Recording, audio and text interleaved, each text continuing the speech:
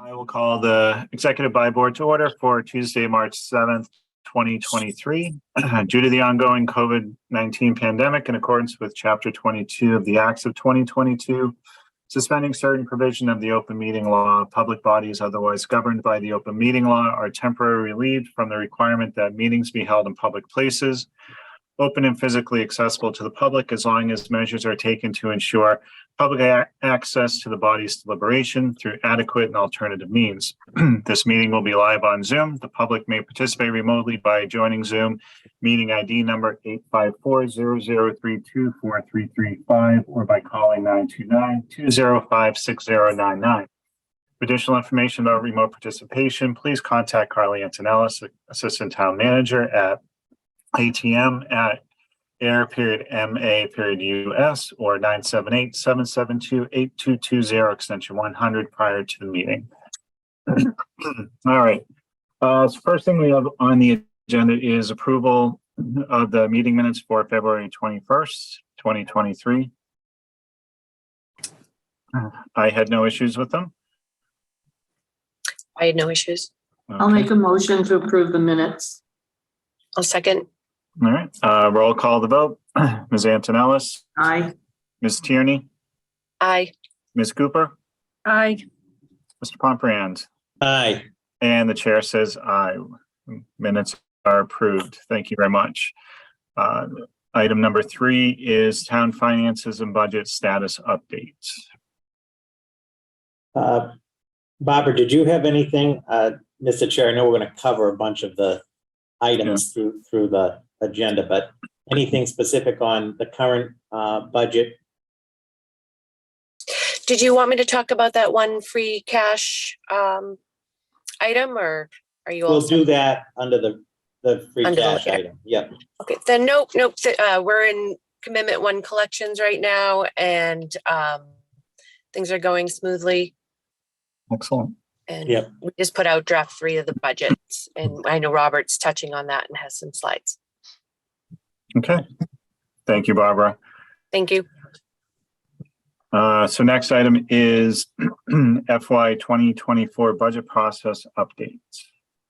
So, Mr. Chair, I would just point out, obviously, tomorrow night at 6 p.m., March 8th, is the second budget forum, which we'll talk about on a later item on this agenda. Also, the water and sewer rate public hearing is going to be part of the select board meeting on Monday, March 27th at 6 p.m. And that's going to be an all Zoom meeting. So just want to point out Monday, March 27th, water and sewer rate recommendations at 6 p.m. on Zoom. But we continue to move rapidly towards April 24th. We'll be here before we know it. Yes. Have you received any additional feedback from the version 3 of the budget at all? Just curiosity. I have not. Okay. So, and I'm going to touch upon that when we talk about the presentation, meaning about draft 3. Okay.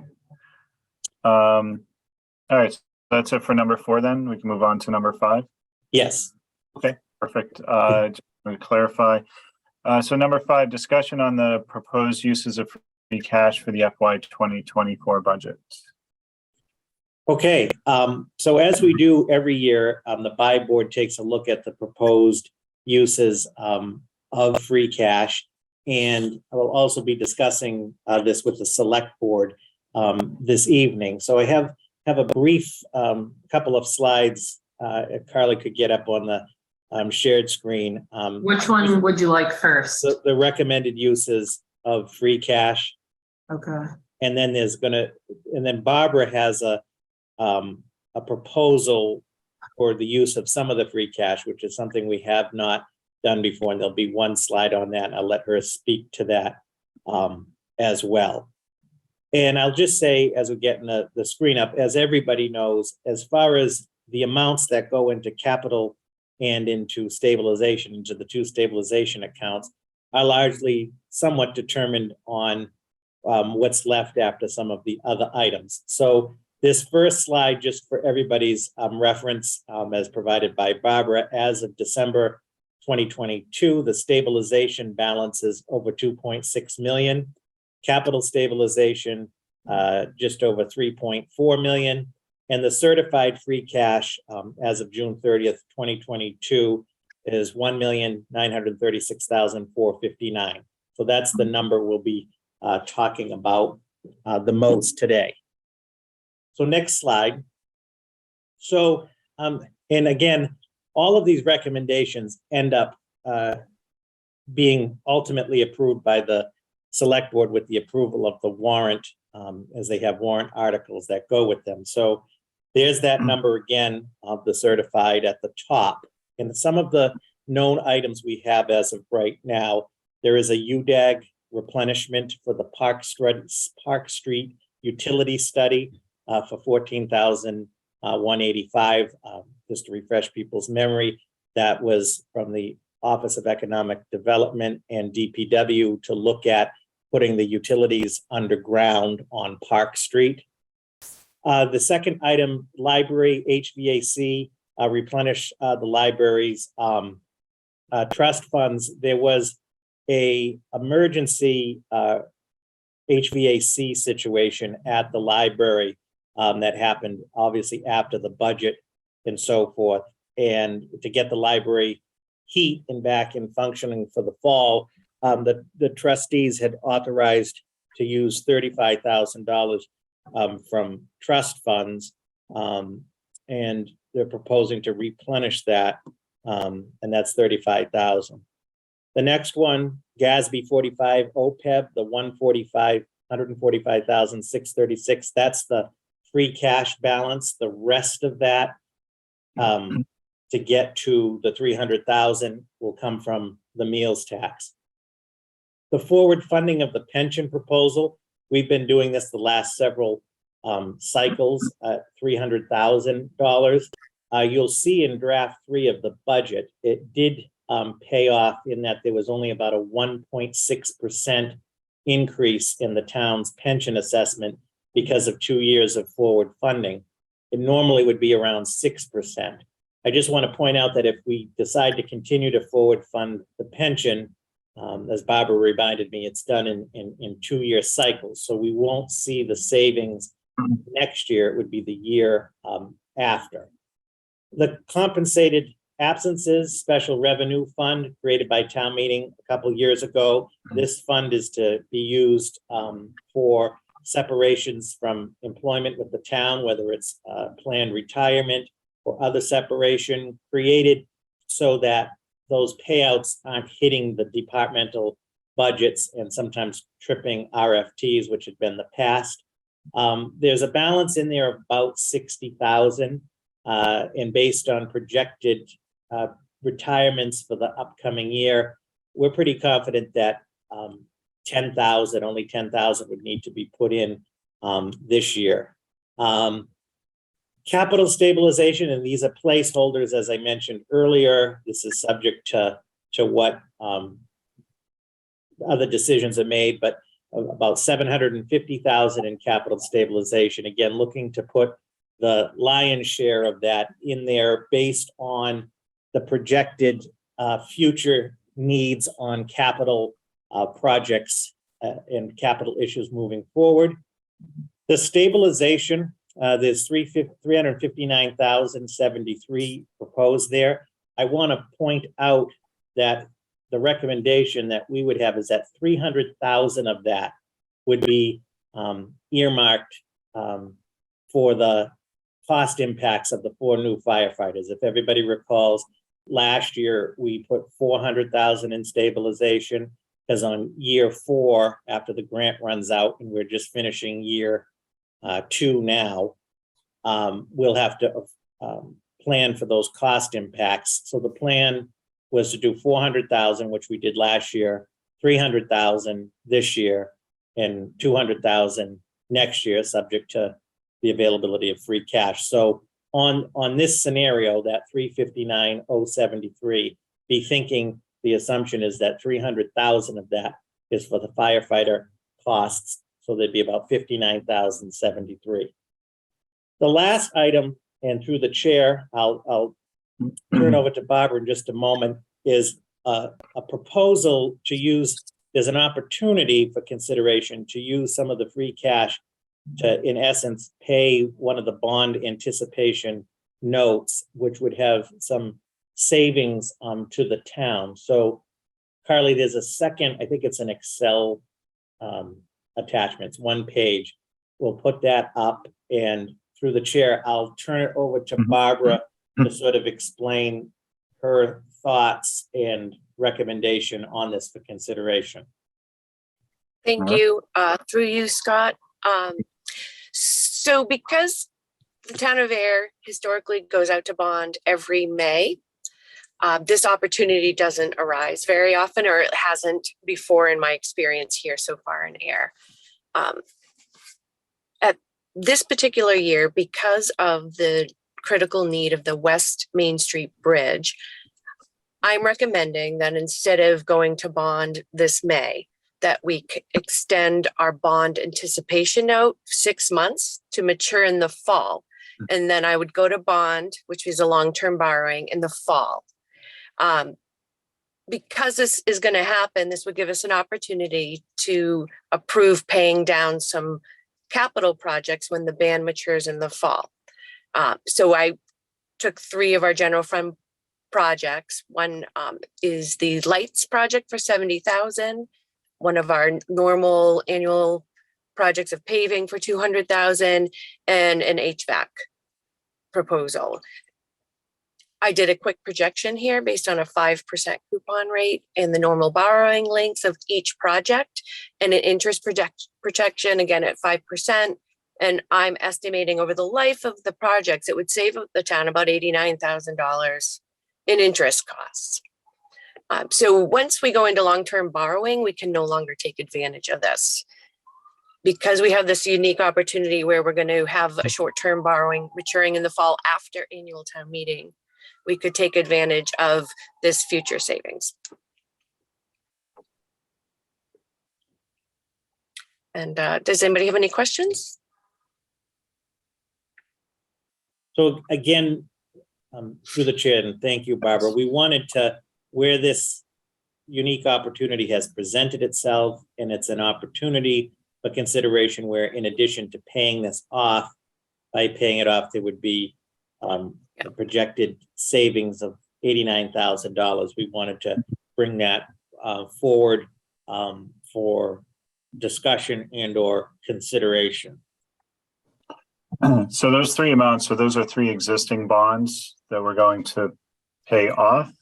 Yep, so those are 3 Oh. existing capital projects that were approved that are currently in a bond anticipation note that will expire, mature, I apologize, in May. I mean, in April, I'm sorry, October. And at that time, I'm going to do the long-term debt borrowing. So we have this, usually we just go to bond every spring here in Ayer, but with the critical need of the West Main Street Bridge, I'm proposing we extend the short-term borrowing to the fall. And then this would give us an opportunity to pay down some of those projects. Okay. I think I follow. Yeah, so when something's in a long-term debt, once we've borrowed long-term on something, you can't do something like this. Understood. Yeah. And this will be laid out for the select board this evening? Yes, when we have the discussion on the free cash. Okay, excellent. Yeah, I have no problems with that. Okay. And then there was just one last slide in a minute back on the original one I had on the free cash. Just thank you, Carly. Thank you. Yeah. So the last slide, and the last slide is assuming, and again, that scenario we just discussed about, and I want to stress assuming because there are options and so forth. Again, I highlight here, per the policy, stabilization should strive to be at a minimum of 7%. Per the policy, we have exceeded that. And that the policy, it's a guide and it's not a bad guide. We continue to maintain the stabilization balance. As mentioned, the last few years, the commitment has been to the majority of the free cash going to capital, as mentioned. I did highlight again that the amount recommended for stabilization includes the $300,000 for the SAFER grant impacts.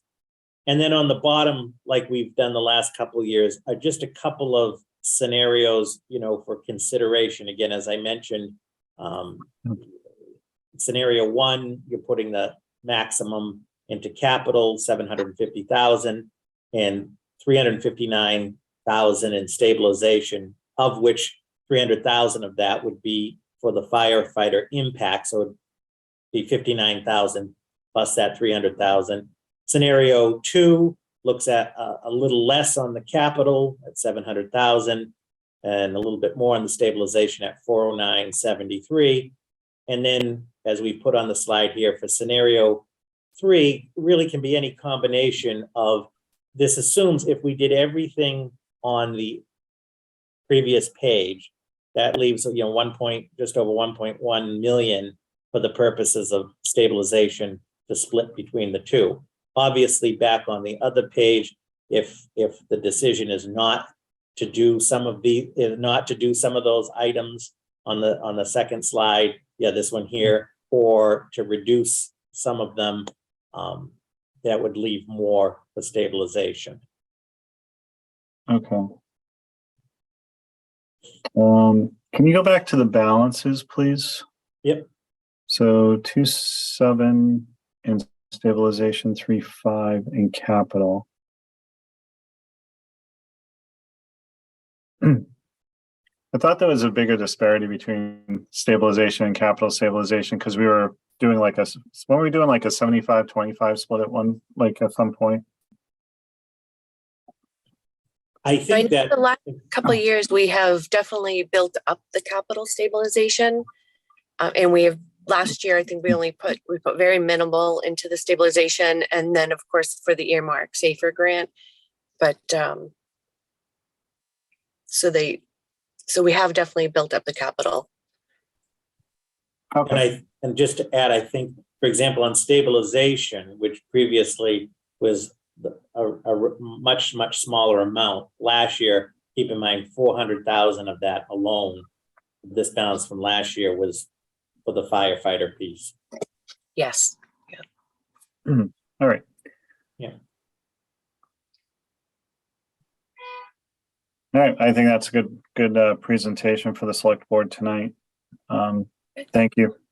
Yeah, so we're planning, obviously, tonight it's on the agenda to discuss with the select board. I'm also hoping planning to get to the finance committee. Their next meeting next week is the DPW, and then they're going to have another meeting for like all budget things. And I've asked to have Barbara and I go there to talk about this, as well as the reserve fund and so forth. So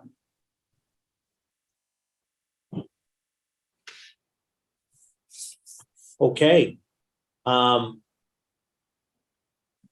We will also post this. We'll get this up on the budget page as well, and we'll have hard copies for the select board tonight. We'll send it to everybody as well. It was one of those things that got finalized right before the meeting, as they say.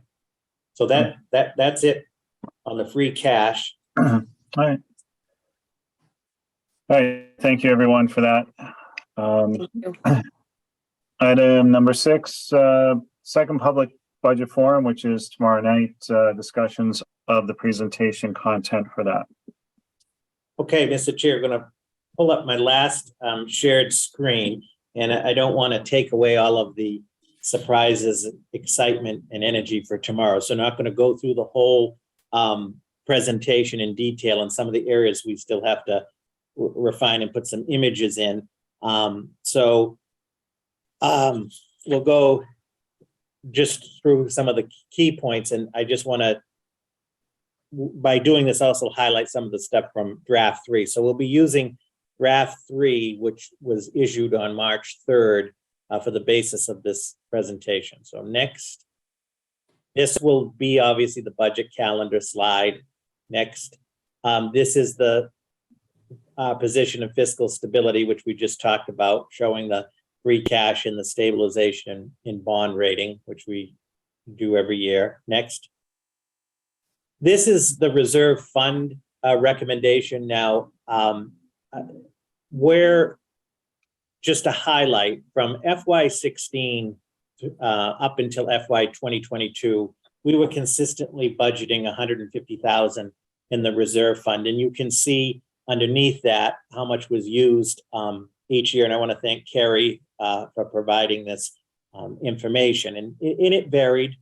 And then, as you recall, this thing called COVID-19 hit, and we decided in FY 2022 to increase that to 300,000 because we did not know what was going to happen, as nobody did, as the pandemic started. I'm pleased to report, as you can see, in FY 22, we only ended up needing to use $81,201. So even if we had kept that funding at 150,000, we would have been good, but we didn't know that. Hindsight's always 20/20. And we decided, the town decided to do another 300,000 for FY 23, which we're in now. The thinking being we're coming off the tail end of the pandemic. Will there be other impacts? As you can see to date, so as of March 7th, we haven't had any reserve fund transfers. So originally, I proposed 200,000 in draft 1 of the budget as we begin to move back to sort of pre-pandemic levels. And in draft 3, after really looking at it and discussing and also factoring into the cost that there's increased costs of many things, we, at least from the town department side, are pretty confident with recommending the 175,000. I have asked the FinCom to weigh in, and I plan to do that, as I mentioned, when I go before them. And just wanted to highlight this within the presentation, that budget 3 has a proposal for 175,000 on the reserve fund. Next, this will be the history of the school assessments. We got to drop those in and we'll highlight. Then this is the history of the omnibus budget increases. And I want to just point out, so from FY 14 to 2023, the average annual omnibus budget percent increase has been about 4.9%. You can see highlighted that draft 3 is at 18,012,857, or 6.19% increase. When you take out energy, fuel, and inflation, as well as the unexpected almost 14% in health insurance increase, we had a placeholder for 15, really hoping for 10, and it came back at 13.75. I would say that those factors are largely mitigating this higher number at this point, which we would like to keep it, be more comfortable in the 4% range. So again, inflationary costs, energy costs. There's also the proposal for the administrative sergeant, which is a new position in draft 3 of the budget. And the only other personnel issue is the increase of part-time status to full-time status for the assistant building inspector, zoning enforcement officer. And that's consistent really with what we've heard from the public, as well as the board, in an increased commitment to sort of to zoning and code enforcement. So that's where we are right now in terms of the increases. Next, this is just the budget evolution. Just point out the original draft 1 from January 13th came in at 7%, or 18. With a $1.2 million increase. Draft 2 from February 21 through some further work at 6.48%. And now draft 3 is sitting at a 6.19% increase, or just over $1 million increase of $1,049,000. And draft 3, we could say, contains, I would say, the maximum exposure. So at this point, it's a matter of two things. One is ongoing scrubbing, which is happening, looking to see if there's other opportunities, efficiencies, and so forth. So that the scrubbing, which we do every year, which will lead up to some minor changes by the time the board approves the warrant. Or secondly, if there are some directives from the select board or input from the FinCom on cuts within the budget. So this shows the evolution in all three of these documents on the website. Next. So, and we'll populate this a little more robustly, but the summary of draft 3. So what is in draft 3 from draft 2? And it was highlighted, the changes are highlighted in green on draft 3. So draft 3 assumes the funding of the reserve fund at $175,000. It does include the 2% cost of living for all non-union personnel, the cost impacts of the town hall clerical union contract subject to ratification, the cost impacts of the fire chief, deputy fire chief, and town clerk service contracts. And this literally came a few days after draft 3 from IT.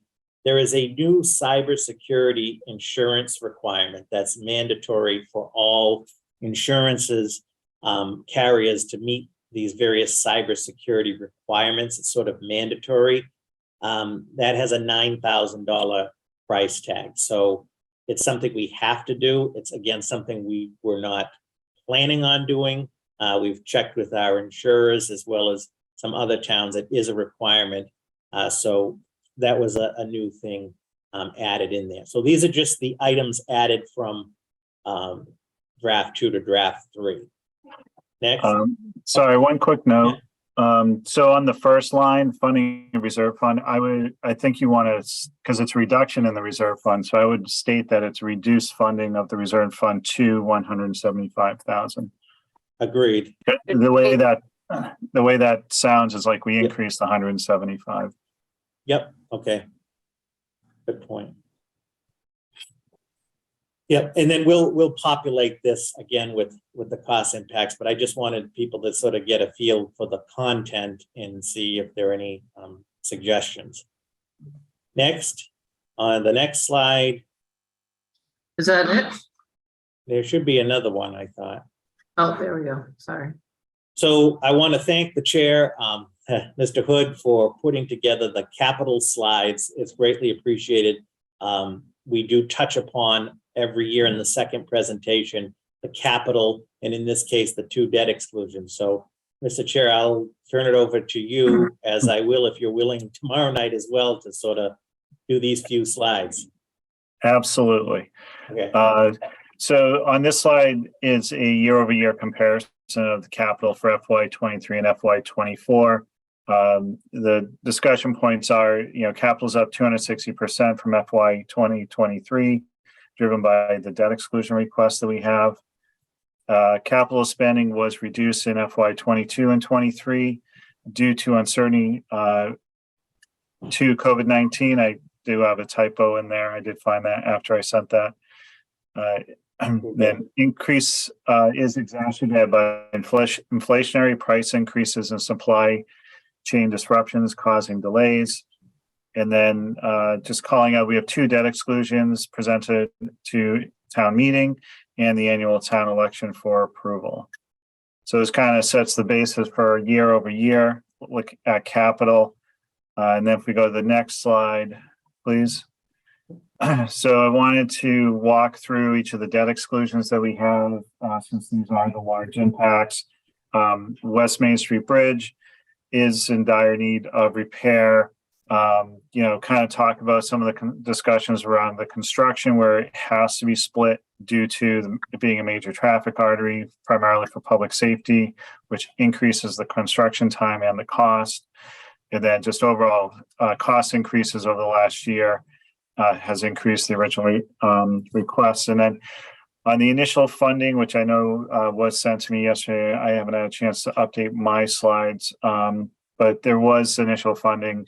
Just to lay it out, make sure that everyone understands that this isn't the first funding that we've had, because I'm almost sure we'll get one question at town meeting saying, have we allocated funds for this already? So that way, at least through this presentation, we have that laid out. And we'll try and get a better picture. Can you ask Dan if I thought he had something on one of his presentations that looked a little bit more professional, I guess, than Google Maps. I will ask him on that, and we'll also, as you know, we get that information for your fourth bullet. We'll update this as well. All right, thank you. Yep. Next slide, please. So the other debt exclusion is the Ladder 1 replacement. Ladder 1 was placed into service in 1996. The current backlog from the vendor is 22 to 24 months, and the ladder truck cannot be ordered without approved funding. The expected delivery date is 2025, and the debt exclusion will not impact the tax rate until the truck is delivered. Next slide, please. And then I want to go through Kitty Junction primarily because it's the two-piece funding with CPC and capital. So just kind of laying out the history, 300,000 of CPC funds and 320 of capital funding in the FY 2023 request was approved by town meeting. There's $552,000 remaining. Remediation of the contaminated soil has increased since the project began. The cost of the equipment has significantly increased over the original estimates, impacting the total needed funds. Then the breakdown for FY 2024 is 750,000 of CPC funds and 220,000 from the capital. One thing on this, though, I didn't put the $100,000 we got from the state delegation. Should we include that in that first bullet point? I think so. So let's add that. And if you and I what do you agree. think? What do you think, Scott? Too? Would you mind if we added to the public hearing for the CPC piece is going to be on March 22nd? You want us to please, yeah. put that like at the bottom? So we'll add the 100,000 on the top bullet from the state. This is draft one. You do with it as you Yeah, will. no, that's why we do this. This is good though. Okay. All right, thank you. And the last slide. So looking at that first slide, there's a large increase in the enterprise fund. So I did want to walk through and give a quick snapshot of what impacts those are. So the Washington Street water tower painting is $450,000 to strip and paint the water tower. It was built in 1995 and has never been painted. This establishes a reduced cost of scheduled maintenance going forward.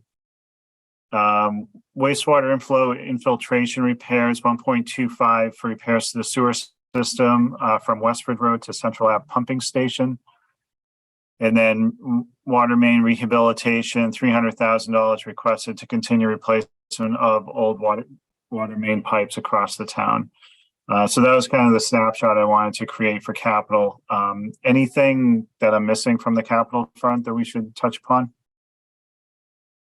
Now, Scott, I think you did an excellent job. I'm going to see if we can put a picture of the water tower on this slide. Oh, that would be good. Yeah. But good job. Thank you. And I think what we'll point out too at the presentation is specifically on the bridge and on the fire ladder, as always, and I will say the playground. There will be actual presentation and materials also at town meeting as well on those. So then after the capital, which Scott did, we will put in, this is the wage and expense analysis, which are the pie graphs that we use to show it should, for FY24, the wage and expense analysis.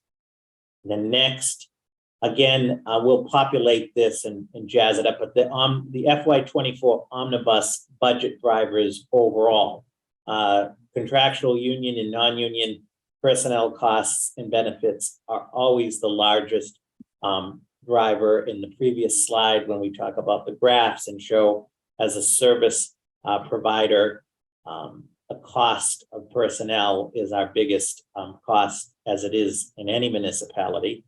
The second, the inflationary costs of goods and services, which is definitely one of the impacts coming out of the pandemic.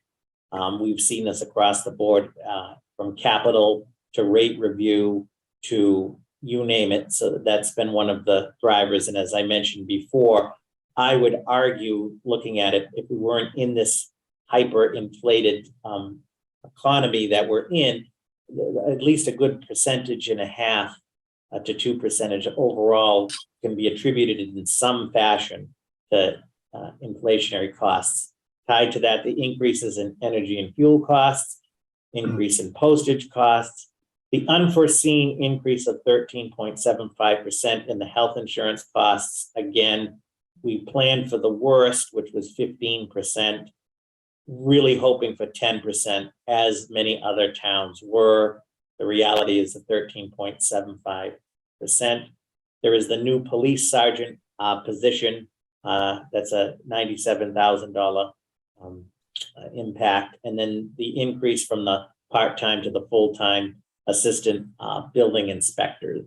So again, this is sort of, and we'll refine this as I mentioned, but sort of the major budget drivers for FY24. Next. Then we usually put a slide, I sort of touched upon it already, but I'll work with Carly on this. We usually have a slide that breaks out, the new positions, if any, in the budget. There basically are 2 or the equivalent of 1.5, 1 full-time, and we already are going from part-time to full-time. And then the recommended uses of free cash, the presentation we did in the beginning, going to the select board tonight, we'll refine that. We usually will drop that in here as well. Next. And then on the raise and appropriate articles, and that's the thing, you have so much to cover in the second. We usually try to touch upon raise and appropriate articles because they do impact the tax rate. As it stands right now, and the warrant closes on March 31st, there's not much. There'll be an article for first year borrowing. So as we know, whatever borrows are approved by town meeting, and Barbara will calculate those costs of the borrowing. There's the first year borrowing. On the aquatic weed control, every so often the Conservation Commission has for their aquatic weed control. But I have a meeting with them, as there's currently a $40,000 balance in the previous article for this. And we may, historically, it's been anywhere from 10 to 30,000, the article. It hopefully will be on the lower side and might not even be needed, but I put it there as a placeholder. And as of right now, again, just as the disclaimer, the warrant is still open till the 31st of March, but it doesn't look, that looks like it. There's no firefighter matching grant. Some of you are familiar with, that's another article we usually have. There isn't one this year, but we'll keep you posted. Obviously, the biggest is the omnibus budget, but not much on that end. Next, then we'll just touch upon next steps in the process.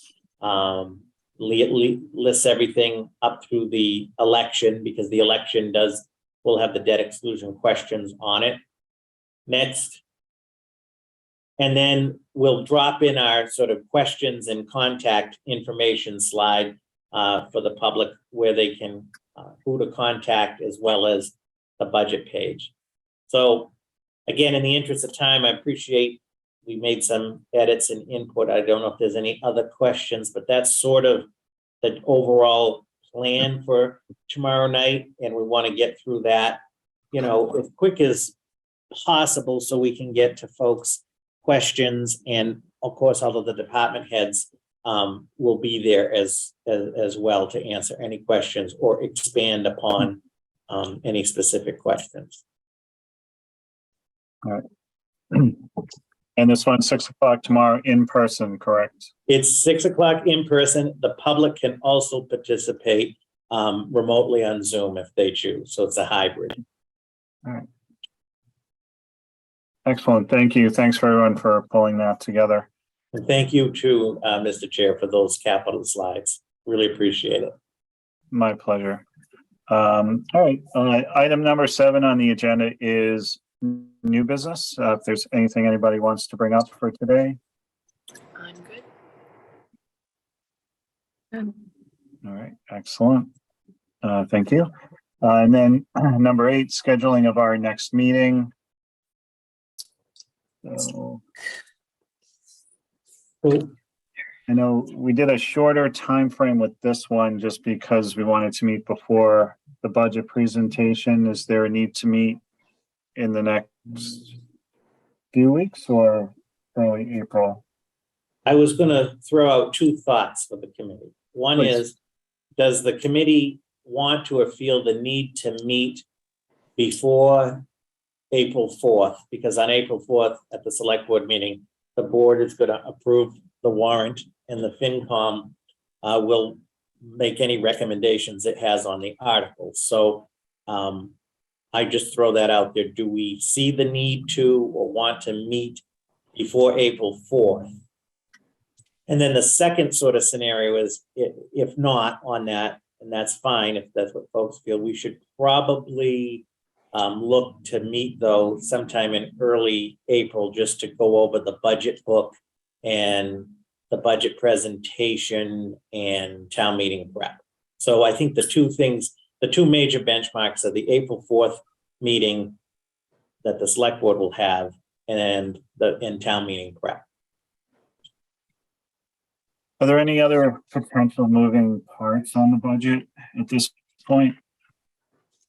The only thing that would be is if there is a specific, as I mentioned earlier, 2 things are happening. One is we're internally, as we do every year, continuing to refine it. We do not anticipate any additions. In other words, draft 3, this is the maximum exposure. Could there be some minor reductions through that effort? There probably will be. That's not necessarily a bad thing. If there was something significant, we would notify the select board and the FinCom. So that being said, this is sort of, from my vantage point, where we're at.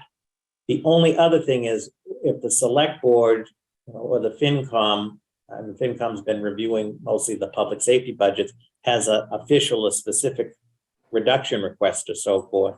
So I think we're there. I mean, my thought is if the finance committee hasn't done their final discussions on the budget, it might be worth scheduling another meeting before the 4th, just in case they do have some changes that or discussions that they have that could impact the budget. This is what I would propose then. I would propose for people to think, what if we met on Tuesday, March 28th, because I do know that the FinCom is going to meet, they're meeting with the DPW on the 15th, and then they're doing their overall sort of review meeting, I believe, on the 22nd. So if that happened, if we met on the 28th, the FinCom will have had its meeting and the water and sewer rates will hopefully have been adopted by the select board on the 27th. We could meet on the 28th briefly to see if there's anything leading into April 4th that we need to discuss. And if there is, we'll discuss it. If not, then the second agenda item would be let's just talk about the budget book preparation. Yeah, the 20th works for me. I think it's prudent to put something on the calendar before the 4th, especially since one finance committee hasn't finished and plus Kurt's not here today. Right. So why don't we put on the calendar then the 28th at 2 on Zoom. And then from that meeting, we can look to the April meeting before town meeting. Okay, Sounds good. excellent. Thank you. Good. All right. So that concludes our agenda for today. Anything else before we part ways? No? Okay. I'll take motion to adjourn if someone wants to. I'll make a motion to adjourn. The second, All right, roll call the vote. Ms. Tierney, Aye. Ms. Antonellis, aye. Ms. Cooper, Aye. Mr. Pompriand, Aye. and the chair says aye. We are adjourned. Thanks, everyone, for your time today.